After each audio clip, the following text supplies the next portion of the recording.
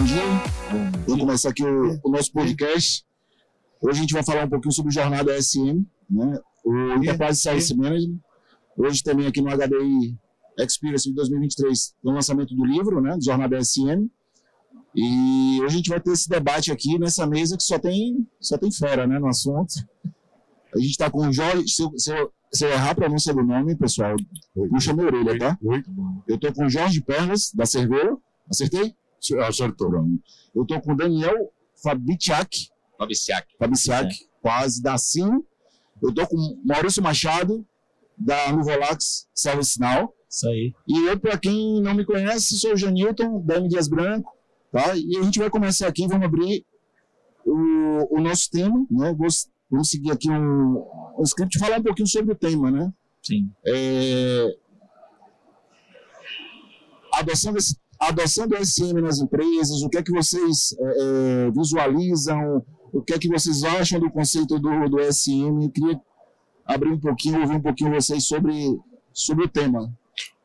Bom, talvez poderíamos começar, para as pessoas que não estejam familiarizadas com o conceito, definindo o que é o ESM, né? Isso. O ESM é um conceito de aplicação de capacidades desenvolvidas na área de TI, no que ao longo dos anos se deve chamar ITSM, e estender essas habilidades, essas capacidades, essa maturidade em gestão de serviços ao resto dos processos empresariais.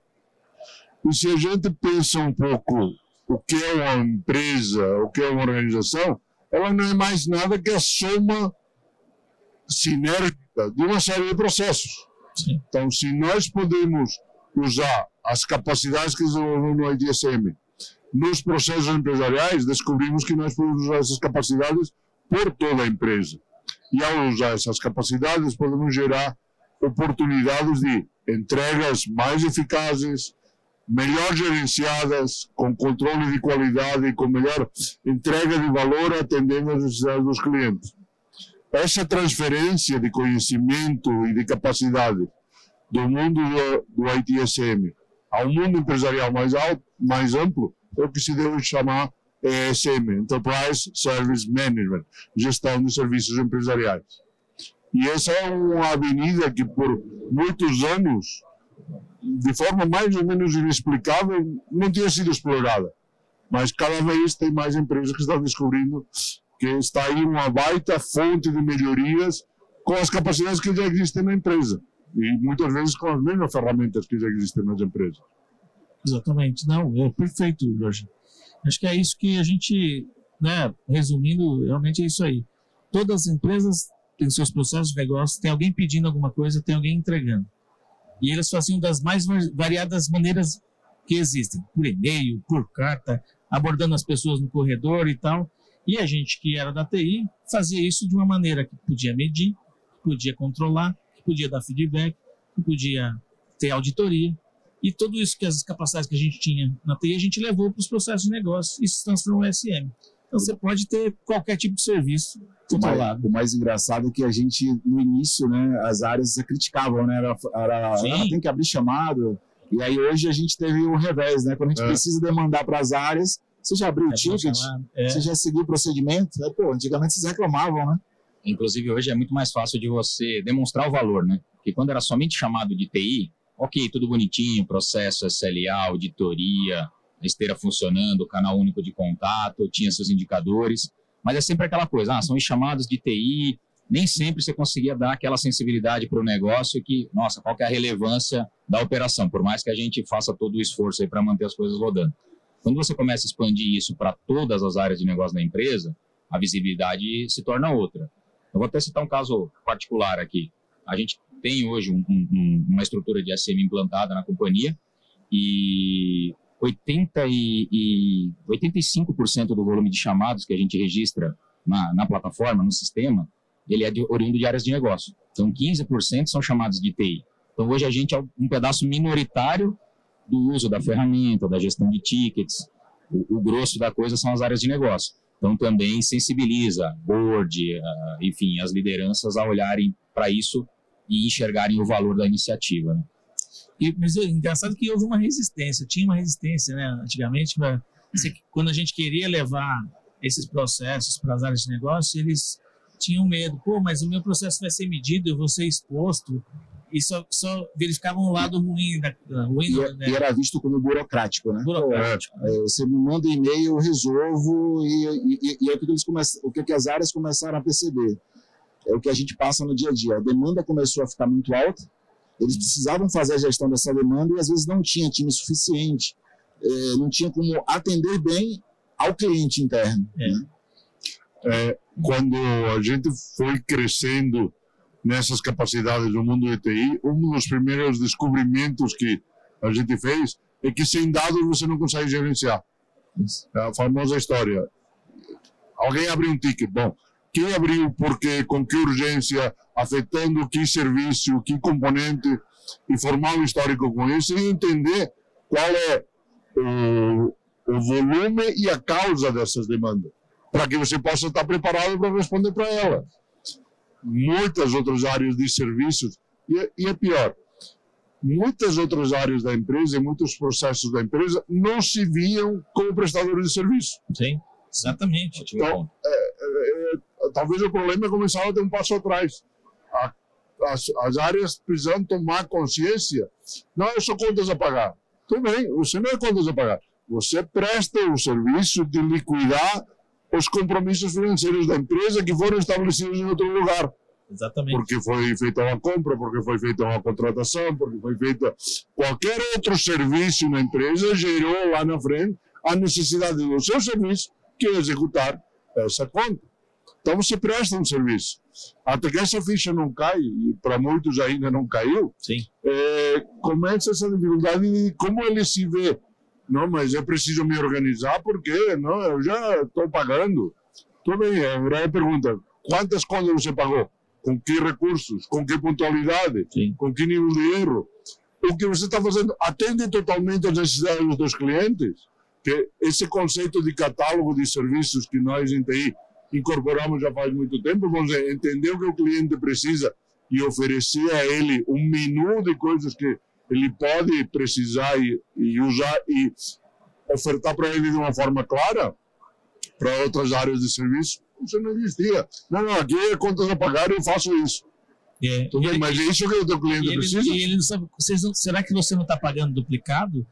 Você está fazendo N vezes isso aqui? E o quão isso afetava a competitividade do produto final da empresa. Acho que tem os dois fatores, porque cada departamento ele contribui com a entrega da companhia. Além disso, tem um aspecto que o Jorge colocou, que a gente tem que pensar que a gente está tendo sobrecarga, as pessoas estão sendo demandadas demais, como é que isso está sendo medido? O cliente está tendo uma boa experiência quando ele entra em contato com aquele departamento? A mesma preocupação que a gente tem em medir, em olhar se a gente tem um bom NPS, se os clientes estão satisfeitos, as áreas começaram a se preocupar.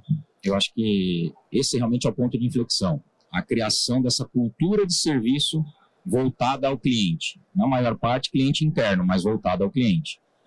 Quando você tem os departamentos funcionando de forma isolada ou sem estar centralizados como estratégia, conectados a uma estratégia como o SM, você tem muito aquela visão departamental. Não, eu estou resolvendo a vida do meu contas a pagar, eu estou resolvendo a vida do meu suprimento, eu estou resolvendo a vida do meu departamento pessoal.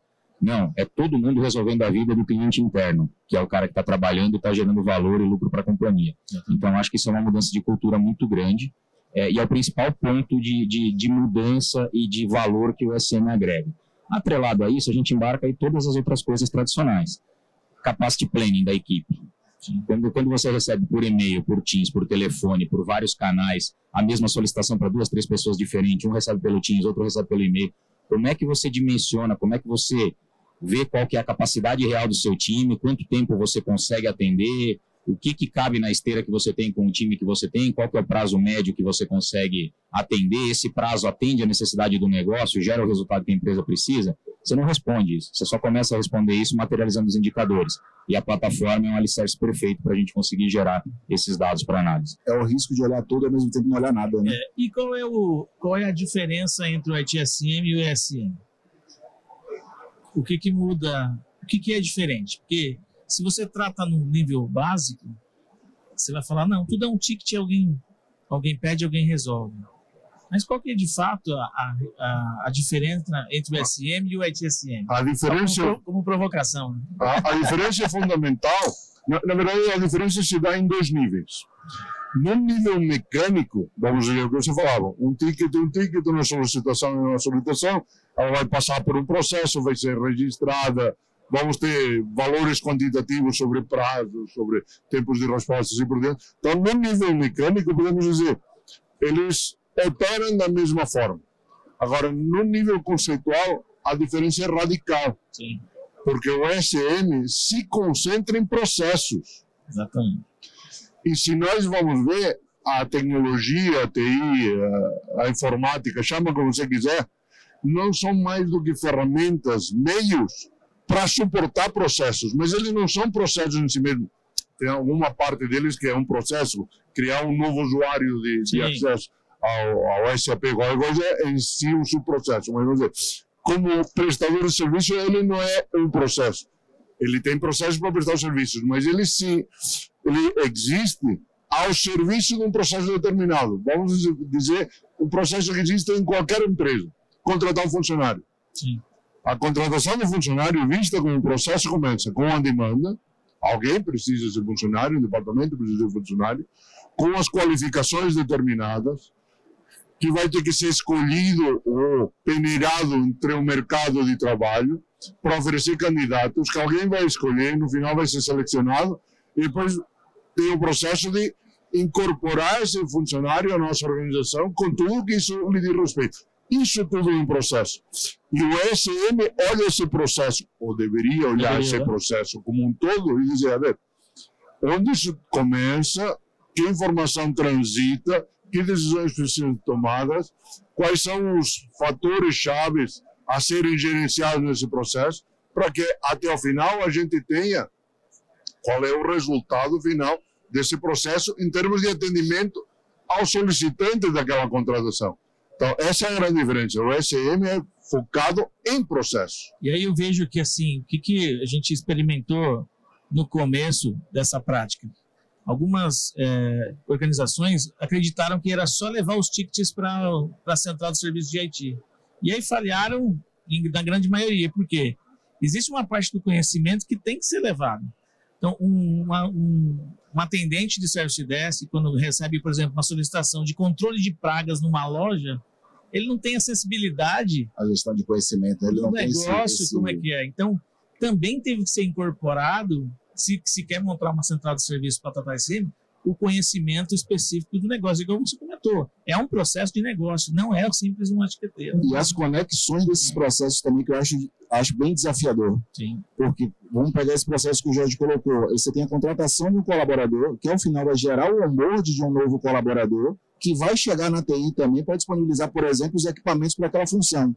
Então, essas interações, né, precisam estar bem dentro dos processos, precisam estar bem alinhadas, né, entre áreas. Esse é um exemplo até prático, que eu posso citar da empresa hoje onde eu atuo. Um dos processos que a gente implementou lá, interdepartamentais, é justamente o processo de contratação de novo colaborador. Então, isso envolve área de departamento pessoal, passa pelo time de TI para disponibilização de equipamento, de acessos, e passa até pelo time de gestão de facilities, que é responsável por liberação de crachás, cadastro para Uber, táxi corporativo, esse tipo de facilidade. E aí a gente tem um fluxo contínuo, está tudo concatenado do lançamento do pedido de criação do usuário, lá da contratação no DP, passando pelo TI, chegando no Facilities e concluindo com as entregas conjuntas de uma vez só para o novo colaborador, para que ele, de fato, seja recebido com tudo o que precisa para iniciar uma rotina produtiva na empresa.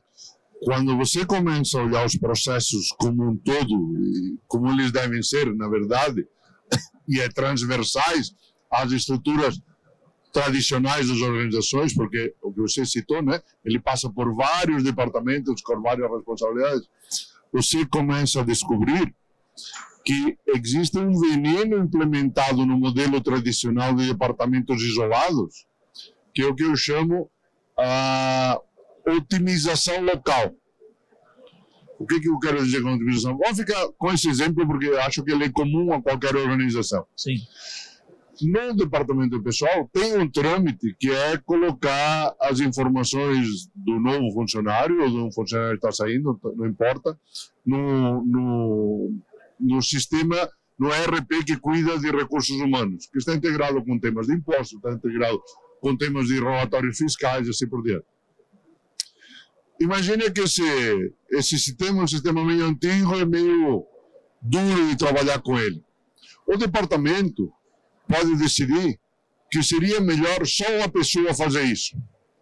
Porque é um especialista, sabe usar o processo e vai fazer melhor e mais rápido. Só que essa pessoa só tem tempo para fazer isso entre o dia 10 e o dia 20 do mês. Porque o resto do mês ele ocupa outra coisa. Então, daqui a pouco, o RH, para otimizar o uso dos recursos que ele tem à disposição, decide que você só pode contratar pessoas entre o dia 10 e o dia 20. Vocês nunca viram isso em nenhuma empresa? Sim. Eu já. E não é poucas. Não poucas. Isso que eu chamo o veneno da otimização local. Para o senhor do RH, como gestor daquele recurso e daquela tarefa, porque ele não está gerenciando o processo, ele está gerenciando uma tarefa, isso faz todo sentido. Ele melhorou a produtividade do departamento dele. Tinha 2 pessoas cuidando disso, agora só tem uma. Cada contratação sai mais barata. Funcionou, né? Ótimo. Ótimo.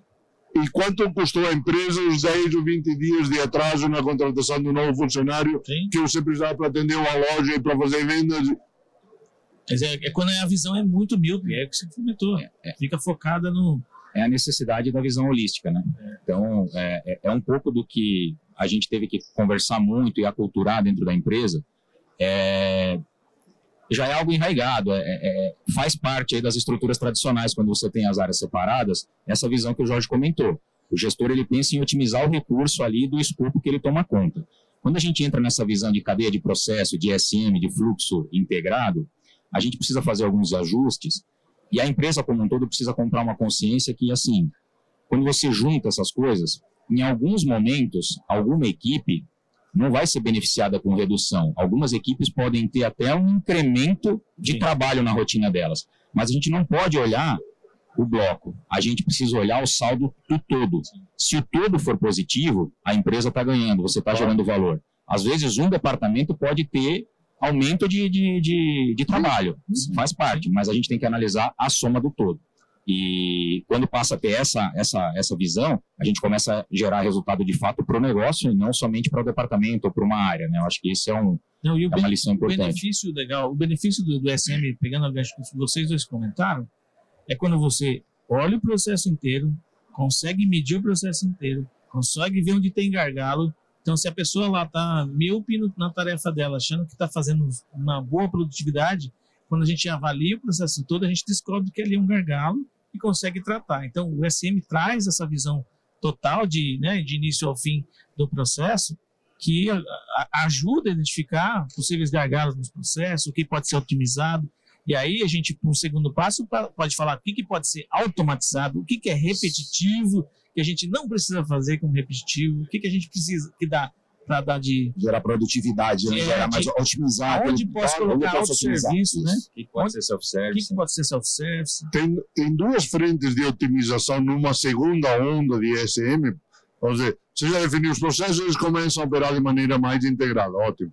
Tem 2 caminhos de otimização de resultados para a empresa e os 2 são igualmente importantes. Um é esse, a otimização das tarefas, vamos dizer assim. O que posso passar a ser eletrônico, que era manual, o que eu posso robotizar ou automatizar para ganhar produtividade, o que eu posso simplificar, tem etapas que não faz sentido, ou que podem ser substituídas por outras que já são feitas.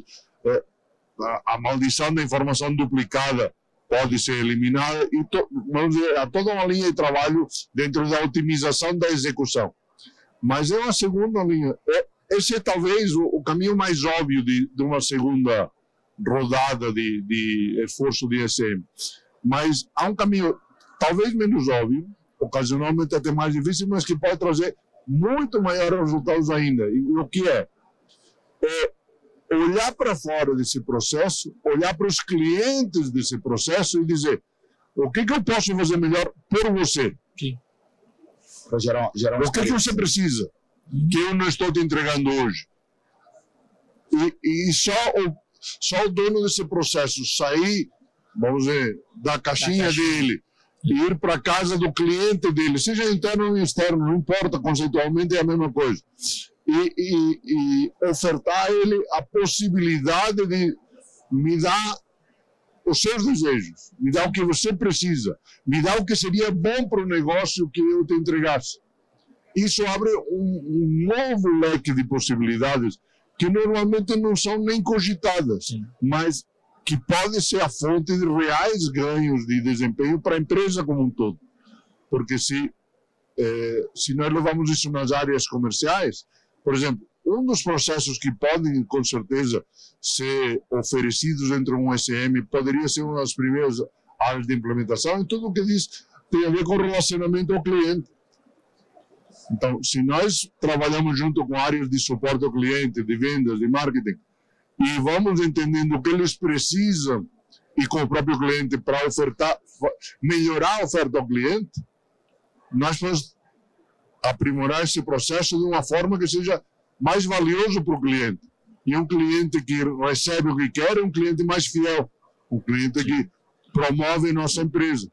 Eu acho que gera conexões entre as áreas, né? As áreas começam a deixar de trabalhar em silos, né? Cada um olhando o seu processo, começa a gerar as conexões. Mas eu queria gerar uma outra provocação aqui, que é o tema do nosso podcast. Eu queria ouvir um pouquinho a visão de vocês. Para mim, é um caminho que as áreas estão seguindo e não vai ter volta. Mas aí a pergunta do nosso podcast: é a evolução real do ITSM ou para vocês é mais um hype? O que é que vocês visualizam do ESM nas organizações? Vocês acham que tem volta? Vocês acham que é só uma moda ou é algo que vai seguir? Na minha visão, a resposta a isso passa por como é tratado dentro da empresa. Vou fazer um paralelo. Anos atrás, a imensa maioria das empresas se dedicaram a obter certificações ISO 20000, tratando de qualidade na empresa e tudo mais. Quantas delas obtiveram a certificação, têm a certificação, mantêm ela com auditorias anuais e tudo mais? E, na verdade, a certificação foi feita para auditor ver, não para inglês ver, porque o auditor pode ser qualquer nacionalidade, mas para auditor ver. Quantas delas? Vocês conhecem alguma empresa que fez isso? Eu conheço várias dúzias delas. Evidentemente, eu não vou citar os nomes, porque senão vou ser processado.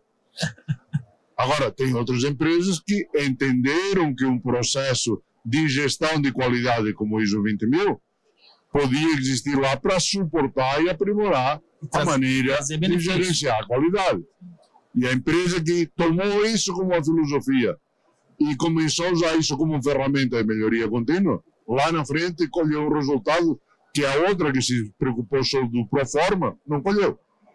Me parece que estamos um pouco nessa circunstância. Sim, eu concordo aí com o que o Jorge falou. Eu acho que vai muito em linha de como a organização abraça isso como cultura, como objetivo e qual o valor que ela enxerga na iniciativa. Acho que uma coisa também importante é assim, o SM ele traz muitas vantagens, é uma ferramenta extraordinária, mas falando em hype, não dá para considerar ele uma bala de prata, né, Jorge? Ele é mais uma ferramenta, mais uma capacidade, mais um recurso útil em prol de um objetivo, de uma cultura de serviço, de qualidade, de colaboração, de fluidez de processo, de otimização, mas ele não é o que vai resolver tudo. Então, está em certa evidência, não acredito que seja um hype, como o Jorge falou, para a empresa que abraça essa cultura de serviço, se torna um componente de fato essencial, um alicerce essencial para manter essa cultura funcionando e os processos otimizados dentro da empresa, mas também ele não é a solução de todos os problemas. Ele é só mais um componente super importante que vai ajudar bastante, mas não resolve tudo sozinho. Então, acho que tem que ter muito essa análise em cada empresa, em cada cultura, de como que abraça essa iniciativa aí. Para isso, vai ditar quanto tempo ela pode durar, se vai ser perene ou não na organização. Deixa eu só colocar pessoal, quem estiver ouvindo o nosso podcast, e quiser participar também com alguma pergunta, quiser interagir com a gente está com esse microfone aqui que é o quinto participante, que são vocês. Então, fiquem à vontade, tá? Eu queria só deixar essa mensagem aqui para vocês, para contribuir também com a gente aqui nesse bate-papo. Mal, desculpa, vai lá. Imagina. Eu vou pegar a tua pergunta, eu vou primeiro dizer o que eu acho que não é. Não é moda e não é hype. Isso, para mim tá claro que não é. Não é moda, não é modinha, como a gente já viu algumas outras modinhas. E agora, em relação aqui, e a outra parte da tua pergunta é se é a evolução do ITSM. Isso. Eu também acho que não é totalmente. Eu acho que ele usou o gancho da evolução do ITSM, mas hoje ele é maior. Ele é muito maior. Eu acho que alguém testou para esse processo, viu os pontos positivos, não precisa fazer tal e qual, né? E as coisas que trouxeram não vão embora, né? O que o ESM e o ITSM trouxeram para as empresas? As pessoas têm senso de urgência, elas sabem que tem prazo para entregar, elas sabem que tem controles que podem fazer para qualquer tipo de serviço que é feito dentro da empresa, dentro do processo. Foi incorporado na linguagem das pessoas de todas as áreas que, em quanto tempo você vai me entregar isso, aonde eu posso verificar, quais são os documentos que suportam esse processo. Então, são coisas que, independem do ESM como plataforma ou como outra coisa, já estão nas companhias como processos e como indicadores na cabeça das pessoas. Então, elas sabem que me dá um serviço. Onde que eu consigo verificar? Como é que eu acompanho? Qual é o protocolo? Qual é o tempo que você vai me levar? Como que eu avalio esse serviço? Então, como que eu posso dar feedback para melhorar? Então, todas essas questões que a gente só tinha na ITSM migraram para as outras áreas de negócio e agora ficou, né? Quando as pessoas vão comprar um serviço, elas também usam esses termos para comprar seus próprios serviços. Então, isso não vai acabar. Isso não vai. A gente pode ter algumas outras siglas podem aparecer, mas isso já ficou. Isso já uma evolução, né, desse conceito atual, tem uma evolução mais para frente. Aí eu queria colocar mais um ponto, né? Para a gente que é de tecnologia, né, o conceito de SLA, catálogo de serviço, o NPS ao final da tratativa do cliente. Para vocês, né, pela experiência de vocês, quais são os desafios para a gente fazer essas implementações e essa visão desses conceitos das áreas de negócio? Daniel, você tem experiência do mundo real fazendo acontecer. Onde dói? Bom, como qualquer mudança, é um processo complexo, você precisa fazer uma gestão de mudança, a comunicação, a aproximação, mas acho que o principal tema é tentar abstrair um pouco, apesar de a gente estar levando as capacidades do ITSM para o mundo de negócio, a gente tem que tentar falar a língua deles. Então tem que abstrair um pouco esses conceitos. Vamos montar um catálogo de serviços detalhado. Não, você tem que chegar lá, vamos mapear o que você realiza de atividade, de processo, o que você atende, que tipo de demanda você recebe. E aí, com isso, você começa a construir o que para a gente é um catálogo de serviço, depois você apresenta para ele. Você chega lá começando, olha, preciso que você monte o catálogo de serviço da sua área. Muito conceito, muito inglês não funciona. Já não vai fluir. Então, você precisa fazer um balizamento, tem que equalizar a linguagem, fazer um balizamento e começar a levar as coisas de maneira paulatina, vamos dizer assim, tem que ir aos poucos. E para minimizar um pouco das resistências e tudo mais, eu tenho algumas dicas aqui que a gente acabou usando lá no nosso case de como começar, que é muito assim, em primeiro lugar você tem que buscar uma área, um departamento parceiro. Não tentar fazer o negócio top-down. É legal você achar uma área parceira que está a fim de organizar e que compra a ideia junto com você, porque aí você já minimiza a resistência, você consegue ter essa troca, essa cocriação, gerar ali o catálogo do jeito que precisa, bem claro, bem especificado, definir os critérios, implementar, treinar o pessoal e fazer a transição. Então, primeiro ponto, o departamento parceiro que está interessado em embarcar na jornada. Segundo ponto, nunca comece pelo maior dragão que você tem para matar, né? Tipo, não pega o seu processo mais complexo para fazer a primeira iniciativa. Pega um processo de média ou baixa complexidade e média volumetria. Não pega nem o cara que tem mais volume, nem o cara mais complexo de fazer. Porque você precisa entregar um resultado rápido. O processo como um todo e fazer uma visão agile, né? Exato. Pega um primeiro conceito, agrega valor e aí você incentiva mais o cliente a estar junto contigo, né? Isso aí. Por exemplo, Se você cria um evento de demonstração, você vai ter gente mais gente interessada isso a gente sentiu na prática, tá? A gente, quando começamos a nossa iniciativa, a gente iniciou com o departamento de facilities, que tinha uma volumetria menor, um processo não tão complexo, mas que sentia a necessidade de organizar e quis ser parceiro na implementação. Implementamos, rodou, deu resultado. A área de departamento pessoal viu o resultado e falou, opa, eu preciso conversar com vocês, hein? Eu acho que isso aqui vai me ajudar. Aí nos procurou proativamente, a gente nem ofereceu, eles vieram nos procurar.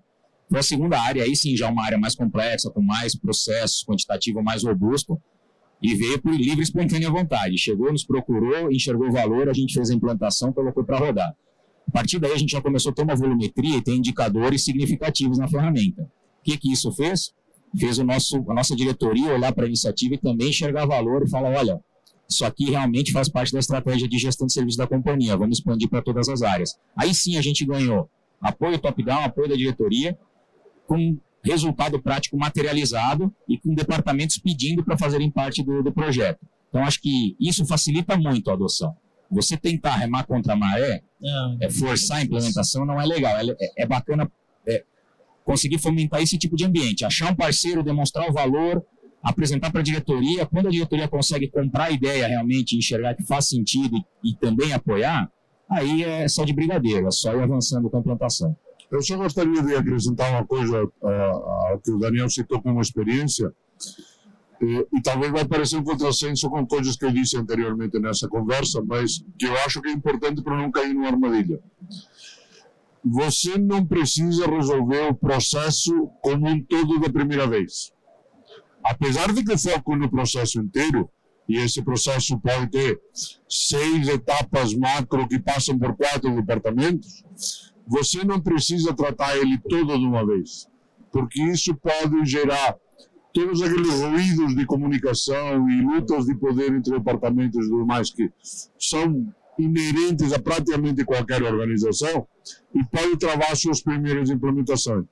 Então, se numa primeira instalação você consegue resolver ou estabilizar um subprocesso que roda dentro de um só departamento, você vai economizar essas brigas de poder e essas interfaces com outros setores.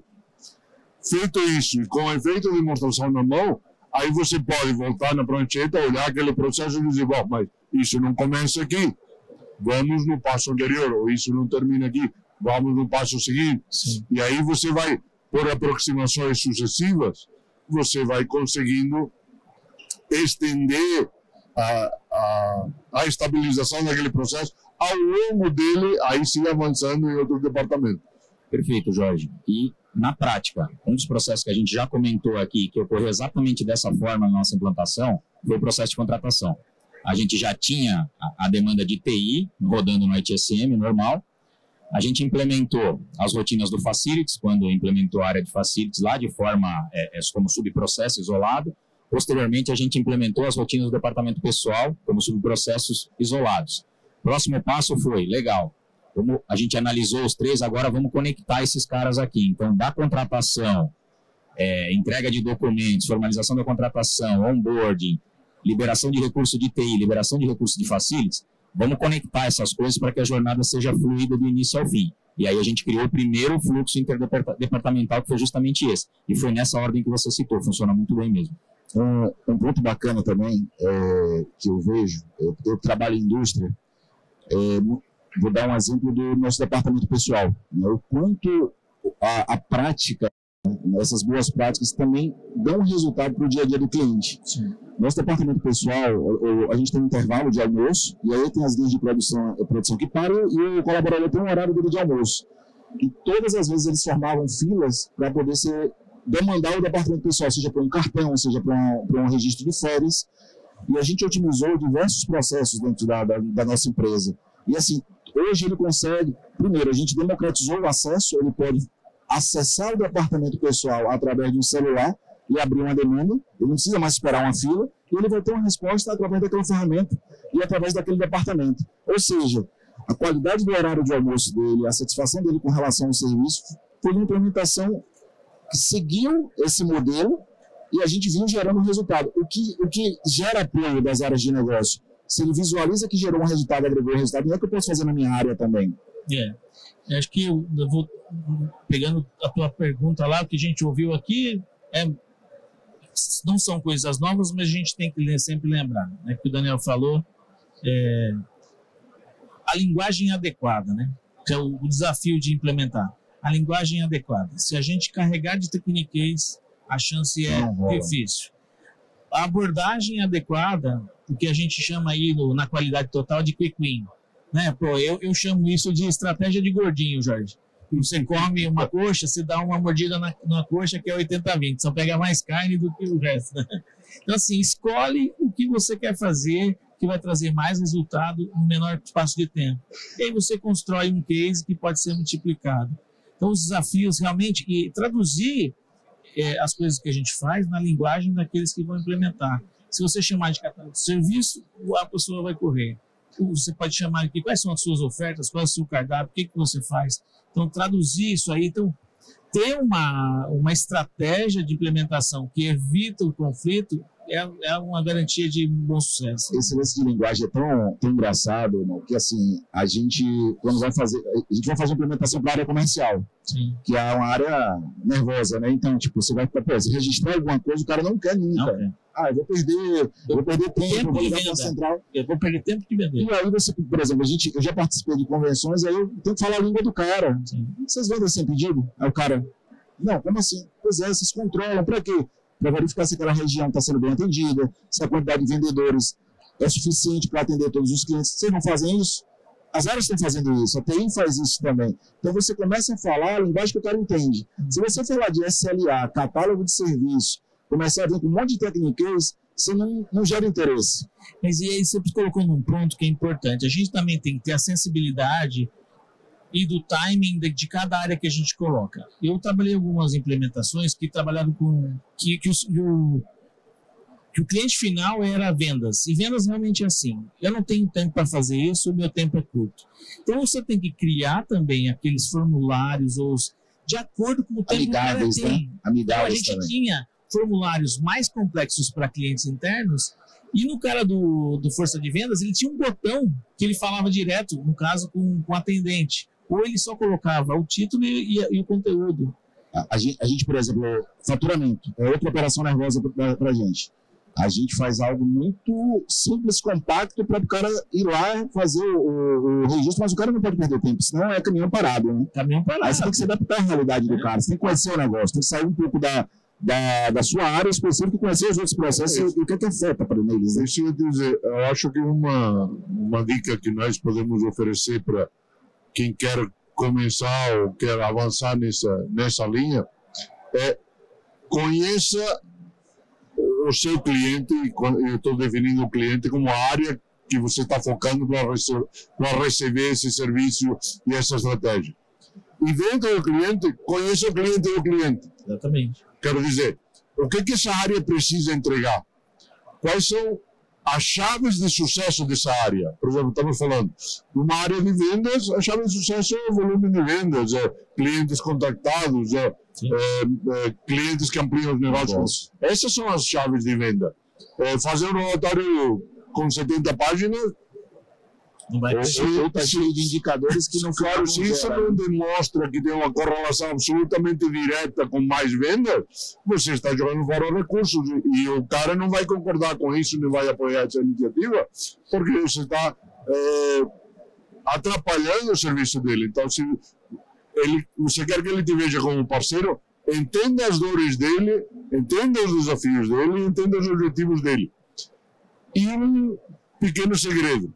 Vocês lembram daquele seriado de medicina que tinha House, Sim. Dr. House?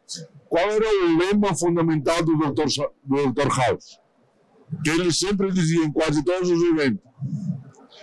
Criticava o Dr. House porque ele não falava com o paciente. Sim. O que o House dizia? Eu não falo com ele porque o paciente mente. Ele mente. O paciente sempre te engana. E aqui é a mesma coisa. Se você falar só com com a área que você quer trabalhar, ele vai te enganar. Não porque ele quer, não porque ele é malvado, não porque ele é mau caráter, não. Porque ele não tem muitas vezes o nível de detalhe de informação sobre a realidade que seja útil para você. Então, se você quer trabalhar com vendas e ajudar eles a aprimorar o processo e otimizar para eles usando essa perspectiva, vai trabalhar com os vendedores na rua. Vai trabalhar com o gestor de vendas 2 dias, com ele lá. Fica olhando o que ele faz. Fica olhando os problemas que tem. No mundo real. Porque o paciente mente. Exatamente. Eu acho que uma lição importante é assim, uma iniciativa de SM não dá para ela ser encarada como um projeto pontual. Ela é um programa de projetos. O que eu quero dizer com isso? Não tem um rollout padrão. Eu vou virando um departamento após o outro com a mesma receita. Cada implementação que a gente faz, cada área que a gente vai trazer para uma iniciativa dessa, precisa criar essa sinergia, precisa mergulhar, precisa entender a necessidade, qual que é o ponto de dor, qual que é o indicador, qual que é o fator crítico de sucesso. Você precisa mergulhar na realidade dele e adaptar o processo e a implantação para atingir esses objetivos. Se você tentar fazer um processo padrão, igual eu vou implantar um Service Desk de TI, é um modelo só, full para a empresa, para o SM não funciona. Eu preciso entender a dor de cada área, preciso personalizar a implantação e aí sim trazer cada um agregando valor. Senão a gente não consegue se não atingir. ficamos na mecânica. A mecânica pode trazer algum valor? Pode, mas subaproveitar a ferramenta e o esforço necessário para uma entrega muito pequena. E uma coisa que a gente tem que tomar atenção é que a gente tem poucas chances de fazer dar certo. Se você faz uma ação de SM e ela tem um sucesso, ela gera uma repercussão que pode comprometer o programa, igual você falou. Entendeu? Esse era o próximo ponto que eu ia colocar aqui no debate. Vocês já se depararam em alguma situação como essa, tipo, não ocorreu como esperado e vocês tiveram que refazer a rota, e quais foram os impactos disso para o projeto? Se tiveram alguma situação que vocês possam falar, ou no cliente, ou Só não pode falar o nome. Mas não pode citar o nome, mas pode citar a doença. Nós somos vendedores de ferramenta. E a ferramenta que você entrega para o cliente operar tem uma série de capacidades e de facilidades. E as suas limitações, como qualquer ferramenta que existe no mundo. Agora, o que mais faz fracassar as implementações, na minha experiência, tem quase nada a ver com a ferramenta. Tem a ver com a capacidade da empresa de definir corretamente essa estratégia de implementação. Definir e operar corretamente. Colocar as pessoas com as capacidades certas, com, eu diria, até o espírito certo, esse espírito de serviço, usando o que o Daniel dizia. Não é o espírito, não, eu sei como faz uma central de serviço, vem cá que eu vou organizar a sua, vai ser assim. Isso não funciona, é o espírito errado. O espírito certo é dizer, olha, bom dia, eu gostaria de ver como a sua área está funcionando, porque nós temos uma série de capacidades que podem ser úteis para você. Mas eu só vou poder te oferecer algum tipo de solução, se ela existe, em base às nossas capacidades, se eu entendo o que você faz e como você precisa. Essa é a atitude correta. Sim. Só que a atitude não basta. Depois tem o trabalho braçal. Alguém tem que ir lá e bater o leite para fazer manteiga. Isso significa ir em campo, juntar informação, desenhar processo, validar que as tuas percepções são corretas, junto com as áreas que vão receber essa evolução, para aí definitivamente dizer, ok, agora entendi, o processo vai ter que ser estruturado assim, vai ter essas entradas e trocas de informações, esses pontos de decisão, e os relatórios e os indicadores que vai gerar vão ser esses, e a partir daqui podemos implementar. Esse é o dia que o Zé Ferramenta tem que entrar. Em muitos casos, parece que as empresas acreditam que comprando a ferramenta pularam essa etapa. Lamento dizer, não. Não corre. Exatamente. A gente vê isso todo dia. Os inimigos da implementação são esses. Prazo. Então, se você recebe alguma coisa que tem um prazo delimitado urgente, já é uma pressão e uma grande chance de dar problema. A não disposição de rever aquilo que tem hoje, né, de não priorizar e não requalificar. Então, olha, não, o processo é assim, eu quero que você migre para a sua plataforma. isso a chance é horrível de dar errado. Bom, a gente tem que ter o tempo para qualificar, otimizar, discutir. Então, essas são as coisas que acabam acontecendo. Então, assim, não, olha, o meu processo é esse, eu quero que só migra. Cara, então isso não vai ser um projeto de sucesso. Dificilmente vai ser um projeto de sucesso. Raramente o as-is ele é totalmente compatível à ferramenta, qualquer plataforma que você vai utilizar para sustentar. Muita, assim, premissa básica, a área, a empresa, o cliente tem que estar disposto também a fazer alguns ajustes para que o processo se encaixe na plataforma. Senão você vai ter que sempre customizar uma coisa do zero. Nunca vai ter uma plataforma estruturada para atender a necessidade. Se a empresa ou o cliente não tiver essa consciência que, não, beleza, eu tenho que estar aberto também a otimizar, ajustar algumas engrenagens do meu processo para que ele seja compatível com a implementação. Se ele não trouxer benefício, vai criar o slogan na tua companhia que só mudou a cara. Só mudou, então tem que trazer benefício. Então tem que ser. Por isso que é importante qualificar. Qual é o benefício de primeira onda que eu vou ter? Eu tenho que ter benefício de primeira onda. Senão eu não consigo ter a sequência da jornada de implementação.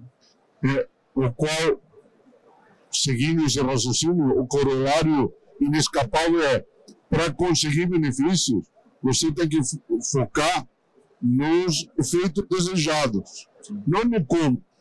Que no formulário anterior era vertical, está me dando um formulário deitado. Qual é a relevância do resultado final? A pergunta é, você tem a informação que você precisa para ter acesso a sequência de atividades facilitam que o processo atenda às necessidades do cliente? É nisso que precisamos nos concentrar. Não se tem uma cor de formulário ou outra. Não, senão, mas eu tenho que ter uma etapa porque sempre teve essa etapa. Acrescenta valor ou não acrescenta valor? Porque se não acrescenta, vamos retirar e vamos nos concentrar em entregar valor por um melhor preço, com mais qualidade, com mais estabilidade. Isso é que o esforço tem que trazer como resultado. Se nos concentrarmos na forma e não no resultado, a chance de ter muito esforço por nada cresce, como diz um amigo meu, gastronomicamente. Um ponto que, só para complementar, na minha visão, que eu vejo muitas vezes é que as pessoas querem ter uma solução única para tudo. Né? Muitas vezes a própria... isso aqui foi implementado na TI, vai funcionar em qualquer local. Isso aqui funcionou em tal cliente, vai funcionar. E às vezes, como o próprio Jorge falou, você tem que entender o processo, você tem que estar junto com a área de negócio, você tem que entender a comunicação para adaptar a solução à necessidade daquele cliente. E aí eu vou puxar um outro ponto. Né? A gente está no momento de inteligência artificial, muito RPA, muitas formas da gente evitar os trabalhos repetitivos, né, que não agreguem valor às organizações. O que é que vocês visualizam de tecnologias entrantes que podem otimizar essa jornada SM? Agora vai entrar na nossa área aí, né? Então, isso aí passa a bola redonda para você, redonda, né? Lógico. Cara, não, tá vindo muita coisa. Já tem muita coisa. Porque tem níveis de maturidade diferentes nas companhias. Então já tem muita coisa que seria um salto de excelente qualidade. Então tem formulários dinâmicos, validações de campos. Isso aí já é o básico, já é meio que passado, mas existem companhias que ainda não têm isso. Ou tem e não usufrui. Tem e não usufrui, exatamente, o que o Jorge falou. Então, assim, para algumas empresas isso já seria um super ganho, né? Agora, o que vem por aí? Você tem inteligência artificial que pode interagir com aquilo que está sendo pedido, interagir com, por exemplo, um sistema de destino. Então, você tem atendimento interagindo com o sistema de ERP, trazendo a transação de volta, retornando já uma amplitude de informação. Você está vendo o resultado prático mesmo disso. Não tem. A gente tem implementações que já são feitas com autoatendimento, integradas com ERP, que não tem mais intervenção. Então, assim, isso passa. Importante se dizer, não é simplesmente pegar e aplicar. Tem uma curadoria, tem um entendimento realmente, como o Jorge falou, do que faz valor, que traz valor para o negócio, quais são as transações que você, aplicando ali mais tecnologia, vão trazer valor para o negócio, e isso tem acontecido. Então, assim, você colocar uma implementação de SM que integra com outras ferramentas, outras plataformas dentro da organização, que fazem já uma autoavaliação daquilo que é pedido, que já sugerem, por exemplo, soluções ou sugerem serviços para aquela pessoa que está pedindo, ou então são trabalhos proativos também. A gente está vendo automação que já traz um trabalho proativo para as companhias. O uso de IoT também está sendo colocado. Então, se colocar monitores nas funções que estão acontecendo e elas gerarem chamados que já se resolvem automaticamente. Então, a tecnologia, e isso não é mais só para TI. A gente tem lá na Disney, por exemplo, quando falta pipoca no cara que vende pipoca, tem um IoT lá que já submete um chamado direto que gerencia o distribuidor que vem fazer o refil da pipoqueira. Então, assim, não é mais TI, cara. O negócio voou. Aí tá. O que eu acho que cada vez mais as nossas ferramentas estão se transformando em um hub de gestão, de informação e reação. Então, esse é o exemplo. Se você tem um sensor que diz que uma máquina precisa de atendimento, seja reabastecimento, seja manutenção, seja qualquer coisa, esse sensor vai na nossa plataforma, sabe quem é o fornecedor responsável por aquele abastecimento, por aquela transação, que vai cuidar daquilo, já abre o chamado, já a partir daí começa a gerenciar os prazos e tudo mais. Até isso é intervenção humana. E pode começar a olhar o relatório e só avisar o gerente quando tem desvios. Então, o cara nem precisa mais olhar o monitor. Vamos dizer, a função do dashboard hoje pode ser feita pela própria ferramenta. Então, você não precisa olhar o dashboard para dizer, está pegando fogo naquela fila. Não. Você recebe um SMS, um WhatsApp dizendo, fulaninho, tal máquina já deveria ter recebido o serviço, ou já passou 70% do tempo, e não foi aberto o chamado dizendo que o cara vai. Quer dizer, você pode trabalhar na ida e na volta, não só na abertura do chamado, sino na monitoração do atendimento. E tudo isso, vamos dizer, com configurações locais de baixa complexidade. Sim. Você acaba montando um sistema muito complexo, mas cada uma das transações é relativamente simples. Então você acaba montando um sistema que não é só complexo, é completo. Completo talvez é a melhor palavra. Através de pequenas programações ou pequenas organizações de informação, idas e voltas, trocas de informação entre os sistemas, eu acho que esse é um caminho que vai trazer muito resultado. Cada vez mais, as máquinas que estão sendo instaladas, vocês na área industrial, tenho certeza que nos últimos anos, cada vez que vocês compraram uma máquina, ela está mais cheia de sensores, mais cheia de informação e pode ser tratada. É isso mesmo. O intuito é a gente ser proativo e não reativo, porque a reação é perda. E uma coisa que está acontecendo em tecnologia também, Janito, não é mais a Shadow IT, mas a gente está chamando de Citizen Developer, né? Essas programações de fluxos, de controle, também estão saindo da área de TI, estão saindo da dependência da TI para construir esses fluxos e estão migrando para as áreas de negócio. Sim. E eles estão trazendo, a gente está otimizando isso bastante lá na NDIS, e é surpreendente o resultado. Sim. As áreas de negócio eles estão trazendo soluções para as dores dele. Né? E assim, eles literalmente se viram em trazer a solução mesmo. Eles sabem onde está a dor, onde estão as dores, e eles vão atrás da solução, e eles implementam bem a solução. Quem quer saber, quem mais sabe do negócio são eles. Claro. Então, assim, tem muita... Quanto mais a ferramenta puder ser operada por quem entende do negócio, pulamos da etapa do interpretador. Aí você não precisa dizer, não, eu vou fazer para você. Não, ele sabe o que é. A ferramenta permite criar a solução. Você pode, aí você vira apoio, você vira consultor. E ele tem o problema, opera a solução e aprimora a solução constantemente. Esse é o mundo ao que nós vamos. Gente, a gente está indo para os minutinhos finais do nosso podcast. Né? Eita. Fiz essa pergunta, né, para vocês já complementaram bem. Aí eu queria perguntar também, Daniel, né, para a gente fechar aqui. Quais são os conselhos que você dá para quem está querendo começar essa jornada? Você que já passou por ela, já viu os desafios, já entregou resultado. Quais são os seus conselhos, né, para quem está entrando nessa jornada?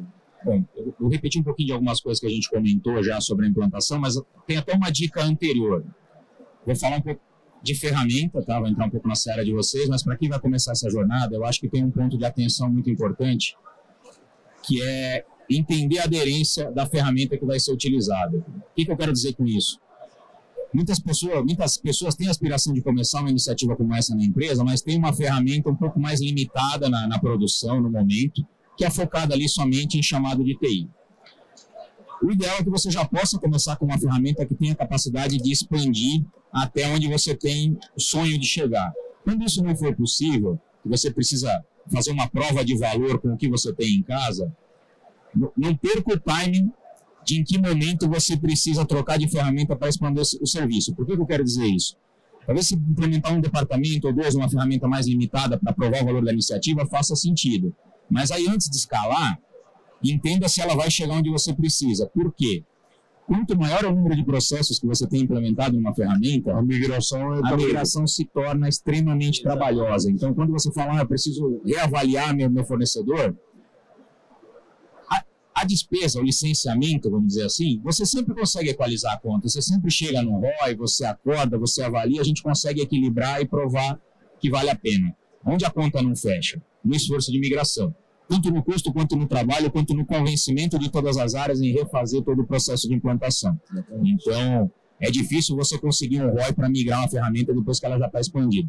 Então, se atentem nesse momento. Estou com a melhor ferramenta, não estou, se eu não estou, vou fazer uma prova de valor nela, depois vou tentar migrar para uma outra e aí sim vou alavancar a implementação. E na implementação, eu acho que são aqueles passos. Procure um departamento parceiro que está a fim de embarcar na jornada de maneira voluntária para te ajudar a fazer acontecer. Escolha um processo não o mais complexo nem o mais volumoso da empresa. Faça o piloto, entregue resultado rápido, promova a visibilidade desses resultados e consiga o apoio e o interesse de outras áreas para também embarcarem no projeto. Consequentemente, você vai conseguir apoio de diretoria e assim por diante. Eu acho que essa sequência ela é uma sequência importante para que a jornada ela tenha sucesso, assim, de maneira resumida também, para não prolongar muito, eu acho que são esses os principais passos aí que eu indicaria. Tranquilo. Legal. Vamos fazer as considerações finais? Vamos, bora. Eu queria agradecer aqui, tá? Por estar aqui com vocês, agradecer ao HDI pelo convite, estar aqui, muito legal estar com vocês, agradeço pelo aprendizado, lembrar a turma aqui, meio-dia, né, o lançamento do livro. Acho que meio-dia. Me ajuda. Meio-dia 10. Meio-dia 10, o lançamento do livro. O livro está muito bacana, muito rico de informação. E aí eu vou passar a palavra para vocês para as considerações finais. Jorge? Bom, eu concordo em gênero, número e degrau com o que o Daniel disse. E eu só acrescentaria uma única ideia que é simples, mas como a maioria das ideias simples é poderosa. Melhoria contínua. Se não pense de jeito nenhum, nem venda na organização a ideia de que esse processo, nenhuma entrega que você faz é um projeto pronto. Desde o primeiro dia, entenda e ofereça essa visão à sua organização de que esse é um processo de aproximações sucessivas. O qual nos leva à questão da ferramenta que o Daniel falava. A ferramenta tem que comportar essa capacidade de edição e de alteração de processos a baixo custo e com baixa interferência na realidade. Por quê? Você vai fazer a versão 1.0 e a 1.1 na parte da tarde já vai estar na fila. E assim vai. Por quê?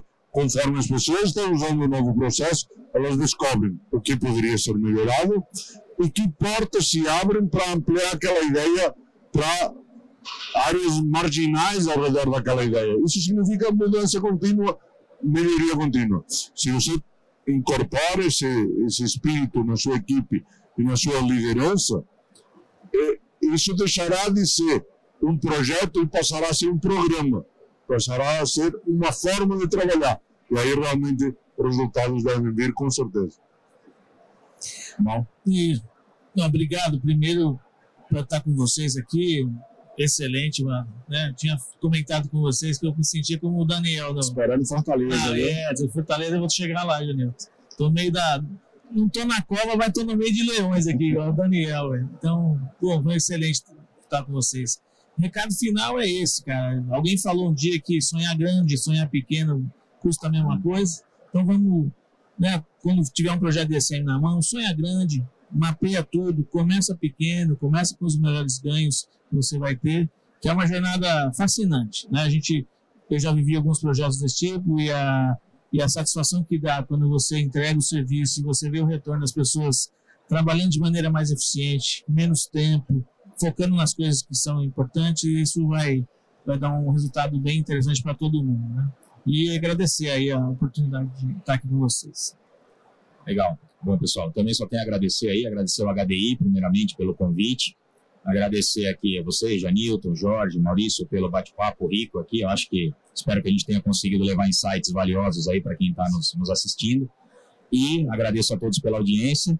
Convido a todos aí que tiverem interesse em conhecer mais sobre o tema a adquirirem o livro aqui, Jornada SM, colaborarem com o projeto. Temos um lançamento hoje aqui, 12h10, no evento do HDI. E o livro já está à venda aí no site da Abrasport. E uma questão importante sobre o livro, que não é menor, se vocês procurarem literatura em forma de livro, em forma de o conceito geral sobre ESM, no Brasil não existe e em inglês não existe. Porque nós procuramos, quando estávamos montando o livro, para ter fontes e não achamos.